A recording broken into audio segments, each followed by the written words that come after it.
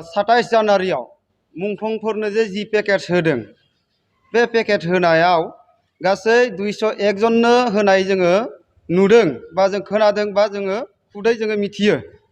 बेहाय जोंनि धेमाजि जिल्लानिफ्रायबो सासेबो गोलैनाय जायाखै। मुंख्लं जिथुनाखि नखरफोर दङ धेमाजि डिस्ट्रिक्टआव, मुंख्लं नखरफोरा गासै जोंनि धेमाजि डिस्ट्रिक्ट हिसाबै 29 जन मुंख्लंफोर नखर दङ।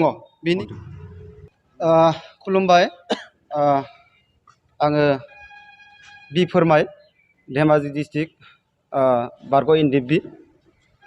दिनै गासै निउस चेनेल बा जोंनि बर' जिथुनाखि मिडिया नोंथांमोनखौ आं बेहाय लिंहरनायनि उद्देश्य दङ, जाय उद्देश्यखौ लानानै आं दिनै नोंथांमोननि सिगाङाव बेहाय दान्दिसे जिरायनाय जादों।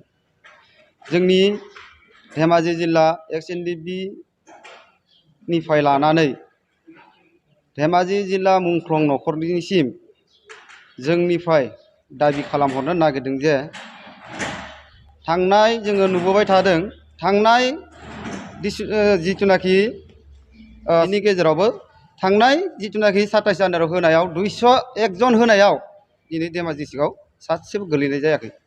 आरो दा जिथुनाखि जों खोनानो मोनबावदों आरो जों मिथिना मोनदों, फैगौ दिनावहाय 400 जननि होबावनो गोनां जिथुनाखि घोषणा होदों बा जोंनो होगोन होननानै जों मिथिना मोनदों।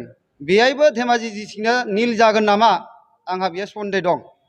बेखायनो आं गुरैयै खावलायहरदों, जाय बे साबजेक्टखौ बे आयदाखौ मावनो थाखाय जोंहा बिबान होनाय दङ मानगोनां जोंहा फेरेंगा सारखौ आं गुरै खावलायहरदों। धेमाजि डिस्ट्रिक्टनि बारग' एनडिएफबि जानानै मुंख्लंफोरनि नखरनि जानानै आङो गुरै खावलायहरदों जाहाथे धेमाजि डिस्ट्रिक्टनि मुंख्लं नखरफोरनोबो बै खामानिखौ मावना होयो, बेखौ आङो सारनिसिम खावलायहरदों।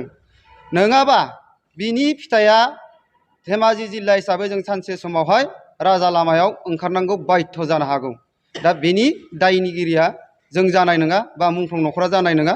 मानोना नोंथांमोननि सायावनो दिनै भरसा खालामनानै दङ साफ्रोमबो मुंख्लं नखरफोरा। बेखायनो जाफोर नोंथांमोननि एंगेलजों मावनो लानाय बा हाबाफारिफोर दङ, जाहाथे धेमाजि डिस्ट्रिक्टखौबो सिन्था धारना खालामलायनायनि गेजेरजों बा खालामनायनि गेजेरजों आरो जि मोननांगौ जा अधिकार दं मुंख्लं नखरा, बे अधिकारखौ नेक्स्टनि हाबाफारिफोरावहाय जाहाथे धेमाजि डिस्ट्रिक्टखौ लांफायो आरो लांफानायनि गेजेरजों जाहाथे बिथांमोननि जि दान होनाय बा अबदान, बे अबदाननि बिनिमयाव बिथांमोननि नखरा सुख सान्ति फैयो। बेखिनिखौ आङो धेमाजि जिल्ला एक्स एनडिएफबि नि बारग' सोद्रोमा जानानै आं बेखौ दाबि खालामदों आरो गोख्रों आङो मुंख्लं नखरफोरखौ लानानै दिनैहाय बेहाय प्रेस मिट होनो गोनां बाध्य जादों।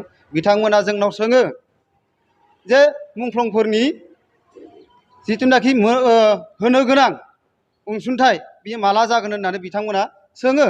दिनै सोंनायाव आङो बारग' एनडिएफबि सासे पुरुना मेम्बार जानानै आङो मा बुंगोन मा बुङा आं बाध्य जायो। बियो लासैनो स्टेप बाय स्टेप जागोन, खिन्थु जागासिनो दङ, होलांगासिनो दङ। खिन्थु दिनैसिमबो धेमाजि डिस्ट्रिक्टआवहाय माने सासेबो जोङो मुंख्लं नखरनो जोङो बे पेकेटखौ घोषणा खालामनाय जों नुनो मोनाखै। बेखायनो मानगोनां फेरेंगा सारखौ आं खावलायदों जाहाथे जोंनि धेमाजि डिस्ट्रिक्टनि मुंख्लं नखरफोरनो नेक्स्टआव जि होगोन बा जा पेकेट घोषणा खालामगोन, जाहाथे धेमाजि डिस्ट्रिक्टनिफ्रायबो नोंथांमोना मुंख्लं नखरनि खामानिखौ मावना होनांगौ होननानै आं दिनै प्रेस मिटनि गेजेरजों आङो गुरै खावलायहरदों। गोजोन्थों।